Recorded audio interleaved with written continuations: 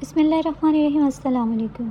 मेरा नाम नाजिया था और इस दुनिया में हम दोनों माँ बेटी के सिवा हमारा कोई नहीं था।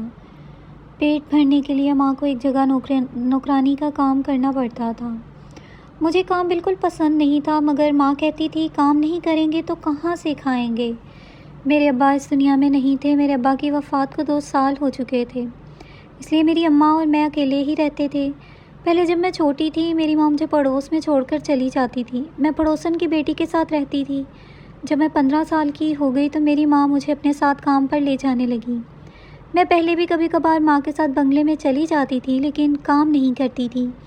लेकिन आज जहाँ मेरी माँ मुझे ले गई थी वहाँ कोई और ही था। मैंने माँ से पूछा तो वो कहने लगी, यहाँ की मालकिन अच्छे पैसे दे रही है। वो मालकिन सामने आंगन में बैठी हुई थी। मेरी माँ को देखकर इस औरत के चेहरे पर एक अजीब सी मुस्कान आ गई। मेरी माँ ने इस औरत से मेरा तारुफ़ करवाया। इस औरत ने अजीब सी नज़रों से मुझे देखा। मुझे देखना अच्छा नहीं लगा। माँ ने कहा, आज से मेरी बेटी भी काम पर आया करेगी। वो कहने लगी, ये तो तुमने बहुत ही अच्छा किया।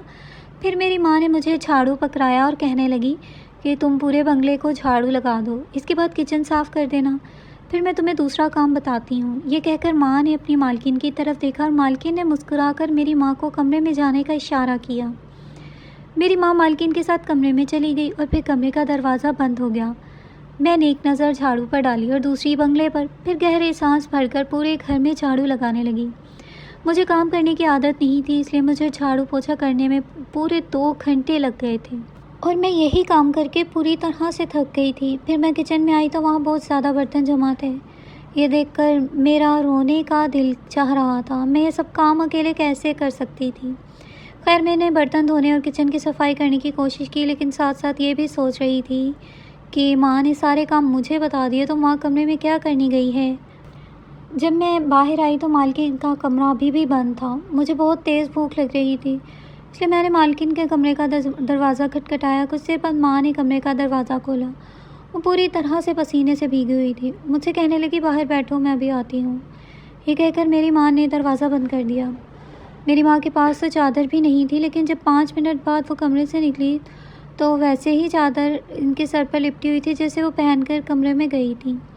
बाहर आते ही उन्होंने फ़ौरन कमरे का दरवाज़ा बंद कर दिया और मुझे अपने साथ लेकर बंगले के बाहर आ गई। माँ बहुत थकी हुई थी, जैसे कमरे में बहुत सारा काम किया हो। मैं सोच रही थी कि माँ ने कमरे में कोई काम नहीं किया, वो तो पूरा दिन मालकिन के कमरे में रही थी। सारा काम तो मैंने किया था, लेकिन माँ को देखकर यही लग रहा था जैसे वो बहुत थकी हुई हैं। मेरी माँ घर जाकर सबसे पहले अपने कमरे में चली गई और दरवाज़ा भी बंद कर लिया। मुझे बहुत ज़ोर से भूख लग रही थी और खाने को कुछ भी नहीं था। आधे घंटे के बाद मेरी माँ अपने कमरे से बाहर आई। मैंने इनसे कहा कि मुझे बहुत ज़्यादा भूख लगी है। वो कहने लगी कि तुम जाकर पड़ोस से सब्ज़ी ले आओ, मैं तुम्हारे लिए रोटी बना देती हूँ।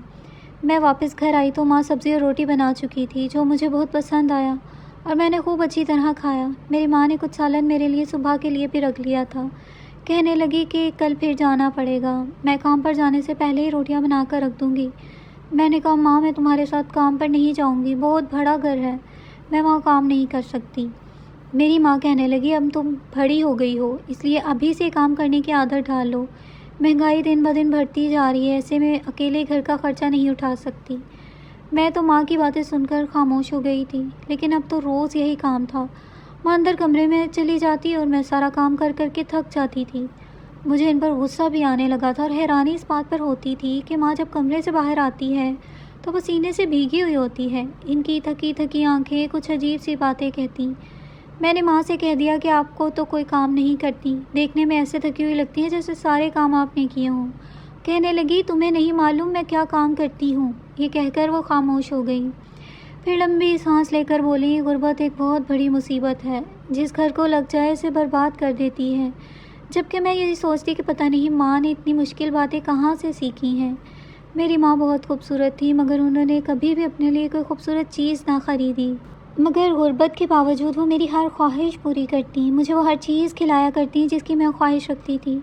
हम लोग इस महंगाई के दौर में बकरी का गोश्त खाते थे। जब मैं माँ से पूछती कि तुम इतना महंगा गोश्त कहाँ से ख़रीद लाती हो, तो कहने लगती कि हम सारा दिन मालकिन के घर मेहनत और मशक्क़त का काम करती हैं, इसलिए हमें अच्छे खाने की ज़रूरत है। माँ खुद अच्छा खाना नहीं खाती थी, लेकिन मुझे पेट भरकर भुना हुआ गोश्त खिलाती थी और ख़ुद बचा हुआ खाना खाती थी।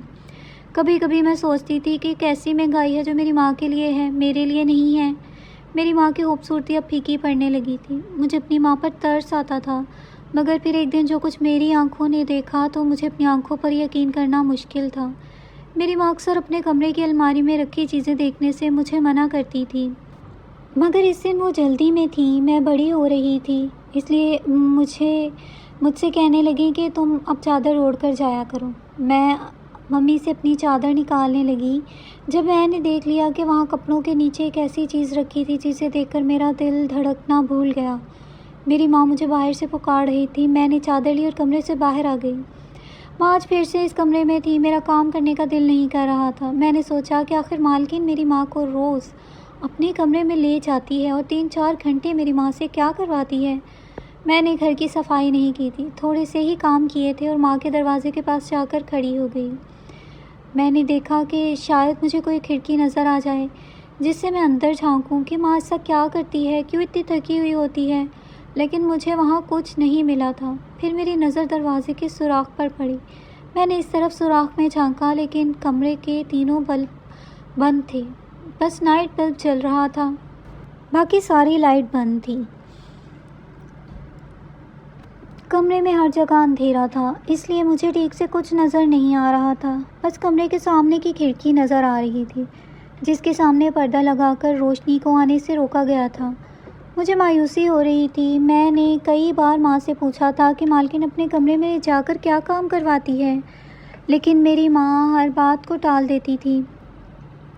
लेकिन अब मैंने ठान लिया था कि मैं हर हाल में ये जानकर रहूँगी कि मेरी माँ कमरे में जाकर आखिर करती क्या है।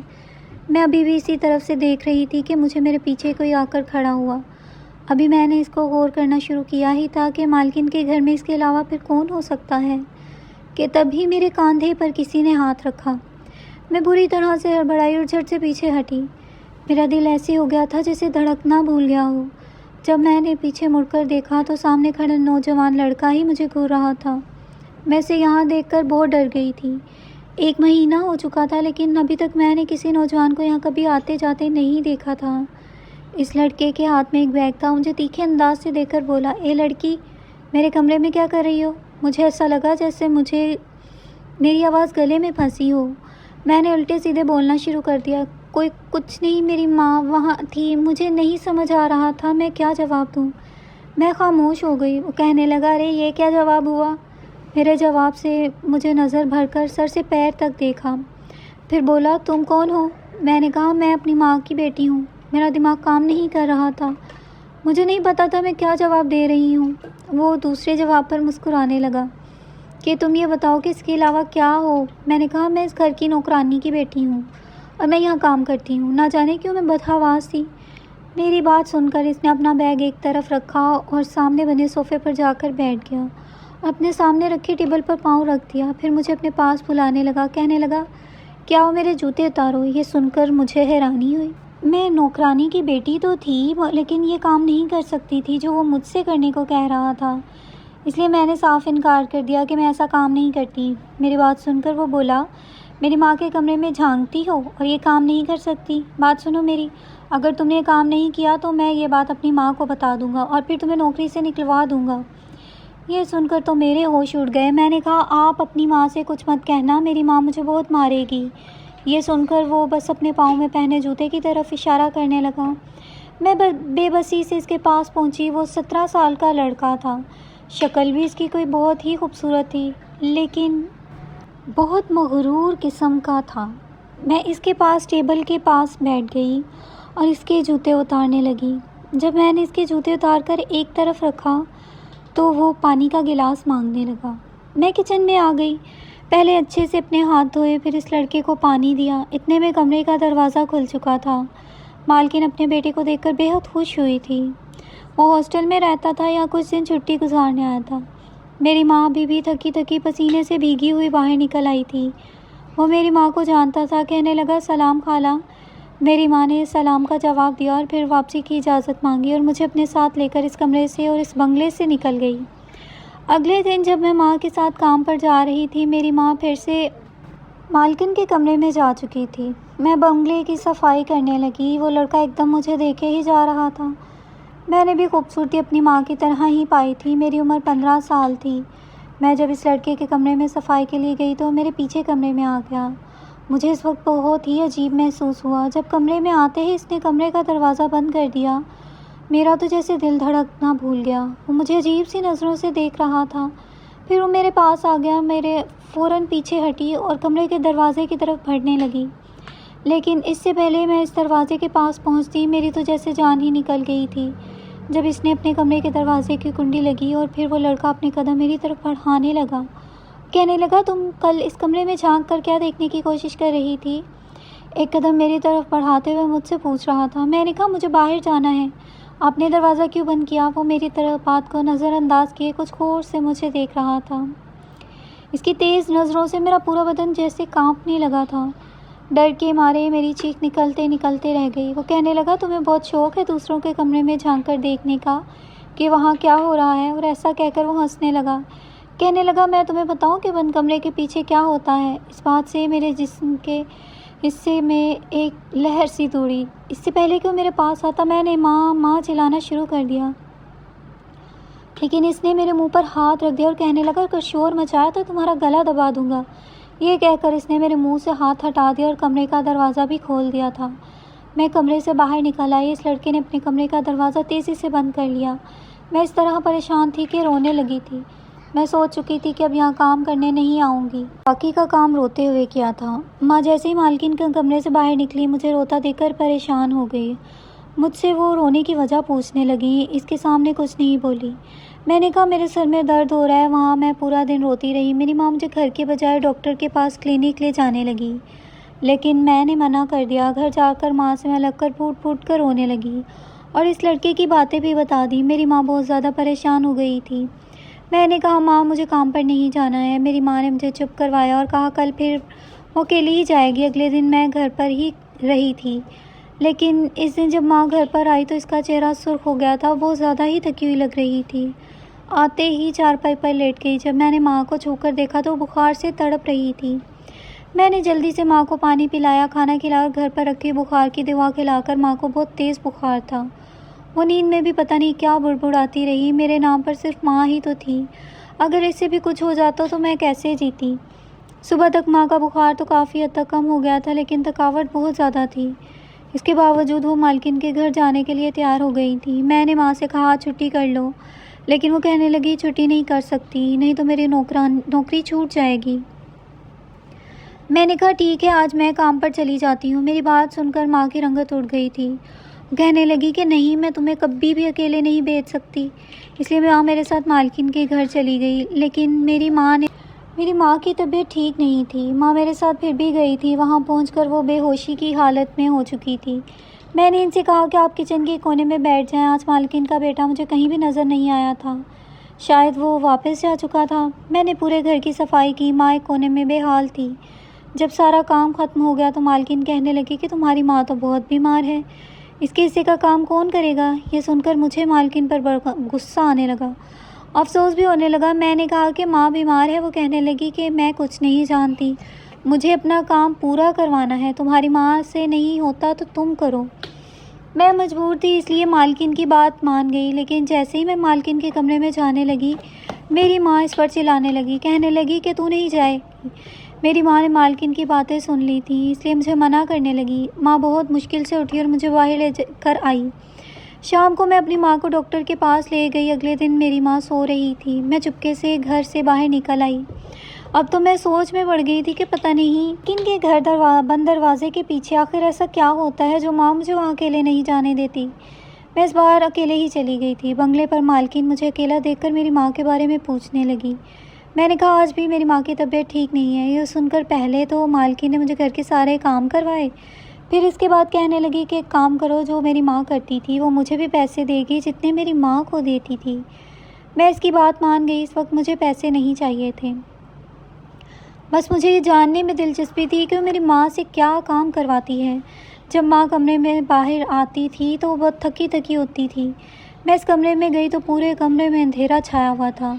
इस मालकिन ने एक नाइटी उठाई, वॉशरूम में चली गई। मैं धड़कते दिल के साथ इस कमरे में मौजूद बेड पर बैठ गई। कुछ देर बाद जब वो बाहर निकली तो नाइटी पहनकर आई। मुझे देखकर हैरत हुई। जब कमरे की कुंडी लगाई तो मेरे होश उड़ गए थे। मुझे समझ नहीं आ रही थी मालकिन मुझसे आखिर क्या करवाना चाहती थी। मैं वहाँ पर खड़ी हो गई। इतनी देर में वो मेरे पास आ गई और उसने अपने हाथ में जैतून का तेल मुझे पकड़ा दिया। कहने लगी कि चलो बगैर रुके ये तेल मेरे पेट पर मालिश करके लगा दो। मैंने तेल की बोतल पकड़ ली। मालकिन एक मोटी सी औरत थी और इसके पेट में गैस और टांगों में दर्द की शिकायत रहती थी। वो हर रोज़ 3-4 घंटे की मालिश करवाती थी, इसलिए मेरी माँ थकावट से बेहाल सी हो जाती थी और कभी कभी थकावट से रोने लगती थी कि गुर्बत इंसान को किस कदर थका कर रख देती है। मुसलसल 2-3 घंटे मालकिन का मालिश करने के बाद मैं आज खुद पसीने से भीग चुकी थी। मालकिन ने अपनी जेब से मुझे 5,000 निकाल कर दिए और कहने लगी, ये बीमारी मेरी बहुत बड़ी मजबूरी बन गई है। इस जैतून के तेल में कुछ खास जड़ी बूटियाँ मिली हुई हैं, इसकी मालिश के बाद ही मैं कुछ चल फिर सकती हूँ। अगर इसकी मालिश ना करूँ तो मैं एक कदम भी नहीं उठा सकती।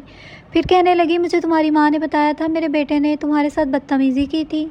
मैंने इसे इस बात पर बहुत डांटा था, पर तुमसे भी माफ़ी मांगती हूँ। आज के बाद मेरा बेटा तुम्हें कभी कुछ नहीं कहेगा। मैंने इसे जवाब नहीं दिया और कमरे का दरवाज़ा खोलकर बाहर निकल गई। मुझे माँ के बारे में हर सवाल का जवाब मिल चुका था। मैं जितना भी अपनी माँ की इज़्ज़त करती थी इतना कम था। मेरे लिए वो अजीम माँ थी। आज मुझे इस बात का एहसास हो चुका था कि मेरी माँ बंद कमरे के अंदर कोई गलत काम नहीं करती थी और ना ही इसने मुझे हराम की कमाई खिलाई थी। वो मेहनत करके मुझे पाल रही थी। सच जाने पर मुझे एहसास हुआ हर दरवाजे के पीछे से गुनाह नहीं होते, बल्कि कुछ काम इसलिए छुपा कर रखे जाते हैं क्योंकि वो अपने दुख दूसरों से छुपाना चाहते हैं। इस दिन के बाद मैंने माँ को काम करने से मना कर दिया और ख़ुद मालकिन के घर काम करने लगी। क्योंकि मेरी माँ बहुत बूढ़ी हो चुकी थी, इसलिए मैंने सोचा अब मेरी माँ को आराम की ज़रूरत थी। क्योंकि अगर मेरी माँ को कुछ हो जाता तो मैं कहाँ जाती, क्योंकि मेरा इस दुनिया में माँ के सिवा और कौन था।